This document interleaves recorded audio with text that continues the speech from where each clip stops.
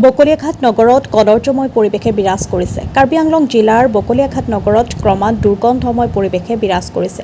বহুমাহ ধৰি দৰমহাৰ পৰা বঞ্চিত পৌৰসভাৰ কৰ্মচাৰী ইতিমধ্যে প্ৰাপ্য দৰমহা আদায় দিয়াৰ দাবীত ৩টা পৰ্যায়ত কৰ্মবিৰতিৰে প্ৰতিবাদী কাৰ্যসূচী ৰূপায়ণ কৰাৰ কথাও ঘোষণা কৰিছে। ইয়াৰে প্ৰথম পৰ্যায়ৰ কাৰ্যসূচী অনুসৰি শনিবাৰৰ পৰা ৩দিনীয়া কাৰ্যসূচীৰে পৌৰকৰ্মীসকলে কৰ্মবিৰতি পালন কৰি আহিছে। পৌৰকৰ্মীসকলৰ এই অসহযোগ আন্দোলনৰ ফলত নগৰ এলেকাসমূহত আৱৰ্জনাই দম বন্ধাৰ ফলত নগৰ এলেকাত ভয়ংকৰভাৱে অস্বাস্থ্যকৰ পৰিৱেশৰ সৃষ্টি হৈছে। বিশেষকৈ মাছ মাংসৰ বজাৰত গোট খাই থকা আৱৰ্জনা দমৰ পৰা নিৰ্গত দুৰ্গন্ধই জনস্বাস্থ্যৰ প্ৰতি ভাবুকি কঢ়িয়াই আনিছে। নগৰখনৰ এনে দুৰ্গন্ধময় তথা কদৰ্য পৰিৱেশৰ বাবে ৰোগ ব্যাধিৰ আশংকাও বৃদ্ধি পাইছে।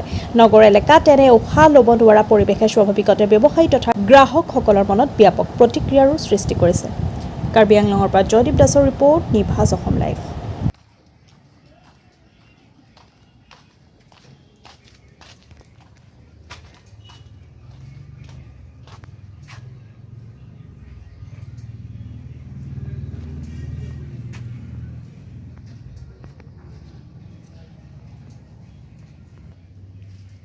মানুহ দুজনে নাপি গৈছিলে, সেইটো ভিডিঅ' ভাল হৈছিলে, নাপি দেখি খাই দিছিলে।